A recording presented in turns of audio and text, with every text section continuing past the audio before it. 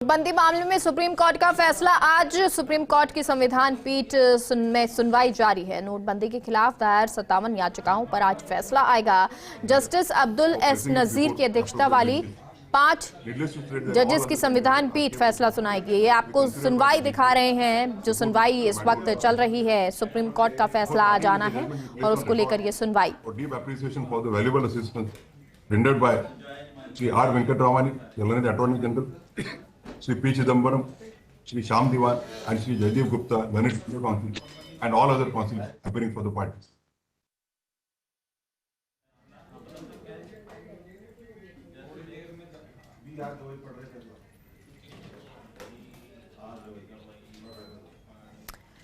तो ये आपको तस्वीरें दिखा रहे हैं क्योंकि सुप्रीम कोर्ट की सुनवाई और ये पूरा जो मामला है नोटबंदी का मामला है, जिसमें कई जो याचिकाएं हैं वो आई और उसके तहत अब ये सुनवाई हो रही है। इस सुनवाई की ये सीधी तस्वीरें हैं। अब सुप्रीम कोर्ट ने सरकार से पूछा कि ये जो नोटबंदी की गई आतंकियों नक्सलियों की कमर तोड़ने के लिए, किस कानून के तहत ये नोटबंदी हुई है। वहीं नकली नोटों को खत्म करना और तमाम चीजें जिसको लेकर सरकार ने ये नोटबंदी की है, उसको लेकर यहाँ सवाल जवाब होने, क्योंकि अब ये जो सुनवाई है वो शुरू हो गई है। However, I wish to differ on the reasoning and conclusions arrived at in this judgment with regard to exercise of power by the central government. तो नोटबंदी मामले में सुप्रीम फैसला आज, सभी दायर याचिकाएं खारिज। ये बड़ी जानकारी आपको बता रहे हैं। याचिकाओं को खारिज किया गया है। जस्टिस BR गवई फैसला पढ़ रही हैं। नोटबंदी मामले में सुप्रीम फैसला जिसका इंतजार किया जा रहा था वो फैसला आया है। याचिकाएं जो आई थी उनको खारिज कर दिया गया, सभी याचिकाएं खारिज हुई है और ये पूरा फैसला जस्टिस BR गवई पढ़कर बता रहे हैं, सुना रहे हैं। नोटबंदी पर केंद्र सरकार का फैसला सही, सुप्रीम कोर्ट ने ये कहा। सुप्रीम कोर्ट की तरफ से अब फैसला सुनाया जा रहा है, पढ़कर ये बताया जा रहा है। तमाम यहां पर सुनवाई के दौरान लोग मौजूद भी हैं। नोटबंदी पर केंद्र सरकार का फैसला सही है। अपने फैसले में ये कहते हुए supreme court justice BR Gavai जो ये फैसला सुना रहे हैं।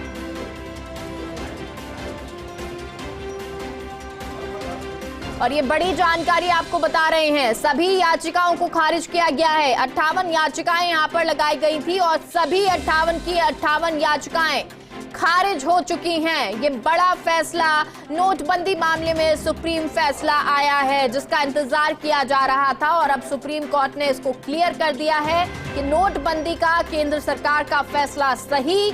नोटबंदी मामले में सुप्रीम कोर्ट ने ये फैसला दिया है और साथ ही साथ जो याचिकाएं लगाई गई थी, 58 अलग अलग याचिकाएं लगाई गई थी और उसको लेकर अब सुप्रीम कोर्ट ने ये फैसला दिया है।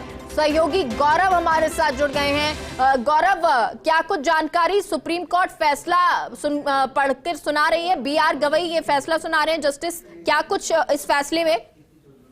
मैं बिल्कुल बताना चाहूंगा कि जो महत्वपूर्ण टिप्पणी सुप्रीम कोर्ट की तरफ से की गई है फैसला सुनाते वक्त, वो कहा गया है कि जो नोट बदलने की एक तो नोटिफिकेशन था वह उसको अनवैलिड नहीं किया कहा जा सकता और सेकेंडली जो ड्यूरेशन जो टाइमिंग दी गई थी नोट बदलने की उस पर भी कोई ऑब्जेक्शन नहीं है। तो इस तरीके से सुप्रीम कोर्ट ने जो याचिकाकर्ताओं की तरफ से ये प्ली थी कि जो आरबीआई को ओवर रूल करते हुए ये डिसीजन सेंटर ने लिया था कि नोटबंदी हम कर रहे हैं और ये गलत है, जो आरबीआई एक्ट के अकॉर्डिंग गलत है।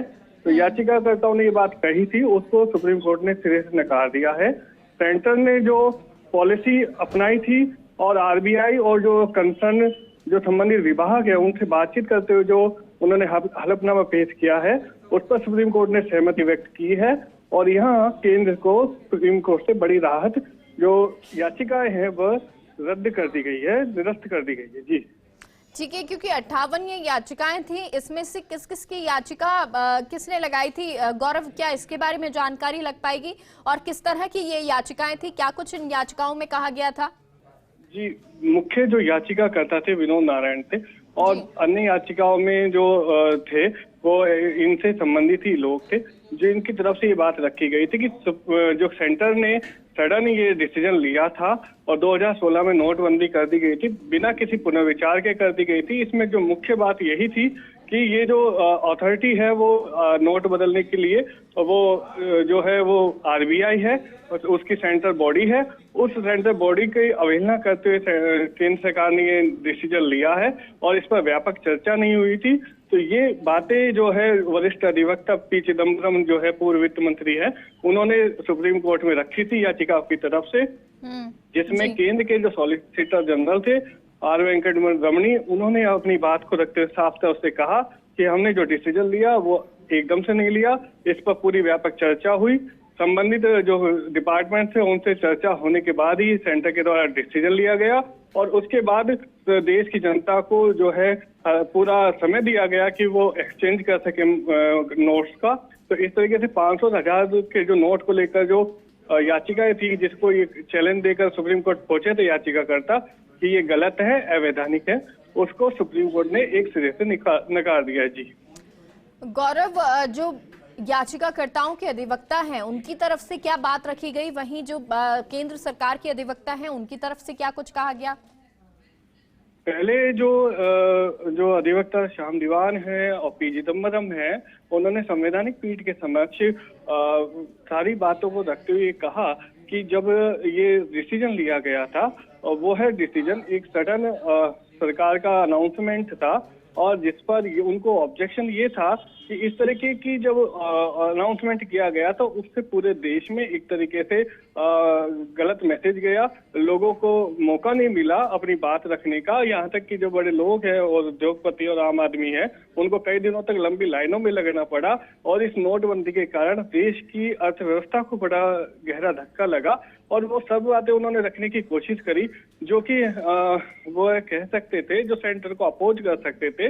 लेकिन सेंटर की तरफ से जो उनके जो केंद्र में जो सेंटर की तरफ से जो उनके सॉलिसिटर जनरल हैं, उन्होंने आर वेंकट रमणी ने ये कहा कि सेंटर ने जो भी पॉलिसी एग्जीक्यूट करी है देश में वह कहीं से भी गलत नहीं है। उस पर विस्तृत चर्चा होने के बाद यह निर्णय लिया गया। सबसे बड़ी बात, ये जो काला धन को रोकने के लिए, टेरर फंडिंग को रोकने के लिए और जो हवाला का व्यापार है उस पर लगाम लगाने के लिए सेंटर ने ये डिसीजन लिया और उससे निश्चित रूप से देश में इस तरीके के आतंकवाद को रोकने में मदद मिली है। तो सेंटर ने ये बात रखी है कि हमने टेरर फंडिंग के अगेंस्ट, काला धन के खिलाफ और ये जो हवाला का धन है उसको रोकने के लिए हमने ये सब डिसीजन लिया है। तो ये सारी बातें रखी। जी ठीक है गौरव, अब जो फैसला सुनाया जा रहा है, वो जो फैसला सुप्रीम कोर्ट की तरफ से पढ़ा जा रहा है, उसमें क्या क्या बातें रखी गई हैं? क्योंकि ये कहा गया कि ये आर्थिक फैसला है, इसको पलटा नहीं जा सकता है। इसके साथ ही ये भी कहा कि जो निर्णय लिया गया वो निर्णय सही है, निर्णय प्रक्रिया गलत नहीं है। इसके अलावा क्या कुछ कहा गया है सुप्रीम कोर्ट की तरफ से?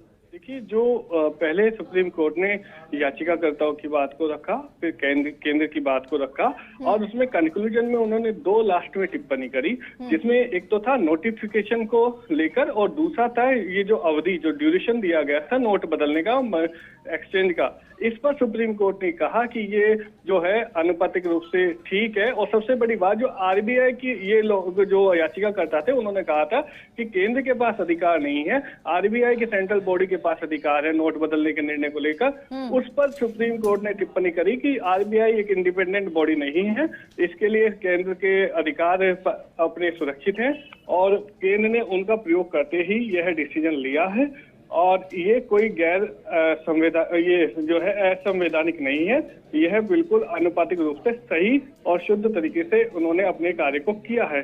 तो याचिकाकर्ताओं की जो ऑब्जेक्शन थे वो सेंटर का एक रिटर्न हलफनामा था, उसको कंसीडर करते हुए और सुप्रीम कोर्ट की 5 जो बेंच है उनमें बीआर गवई ने उनको लीड करते हुए यह डिसीजन अभी फिलहाल सुनाया। जी गौरव, क्या जो 5 जजेस की ये बेंच थी सभी ने इस को माना है और जो निर्णय है केंद्र का वो सही बताया? किस तरह से क्या इसको लेकर बातचीत हुई, क्या कुछ रहा?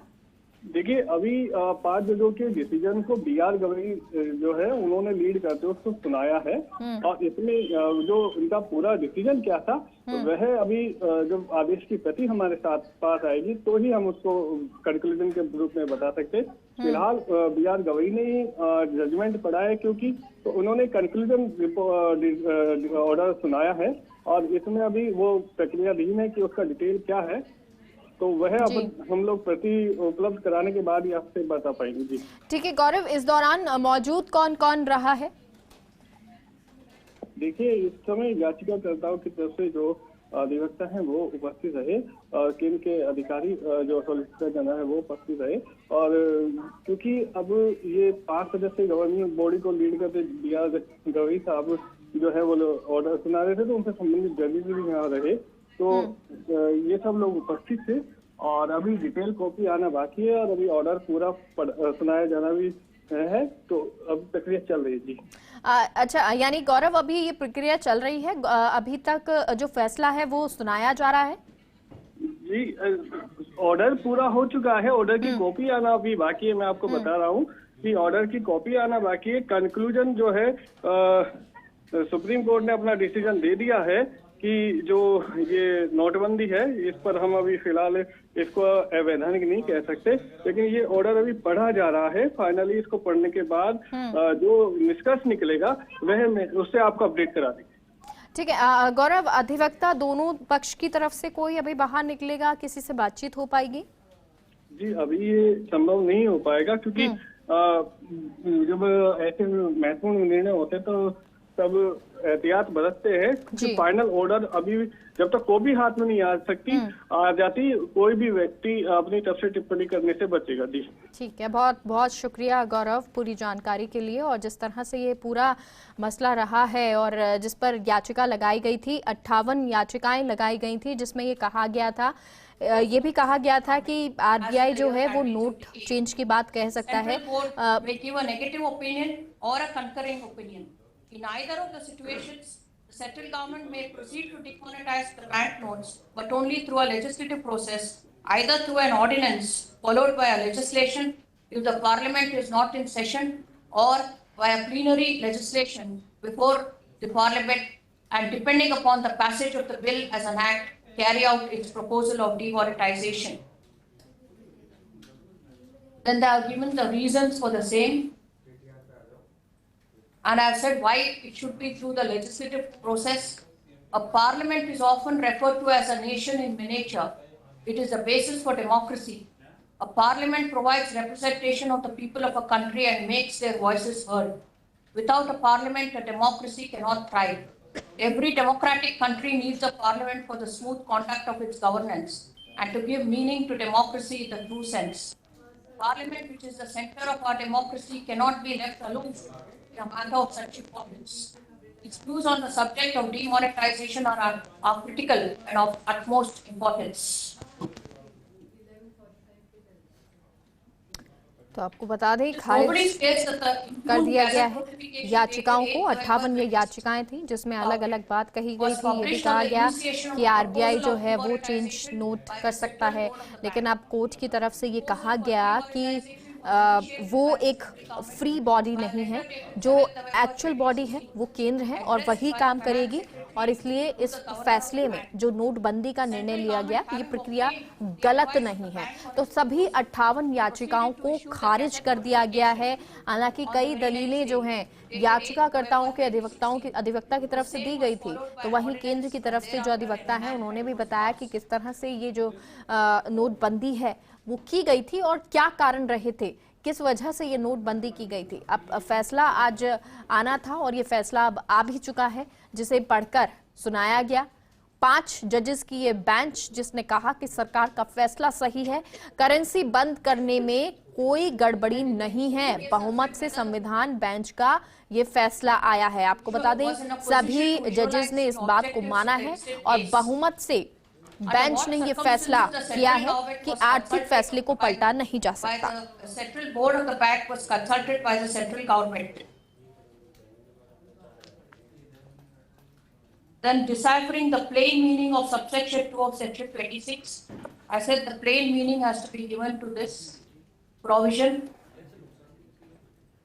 Then I have said that Section 3 of the Act, which was also in the Clause 3 of the ordinance itself, is writ with inherent contradiction because it says, notwithstanding anything contained in the Reserve Bank of India Act 1934 or any other law for the time being in force, and then says the 8th November 2016 notification issued under subsection 2 of 26, section 26. Therefore, there is an inherent contradiction there in the provision itself. Then I have gone to the affidavits and record of the case, and the Government of India as well as the Reserve Bank of India, each of them gave 4 documents they have been looked into.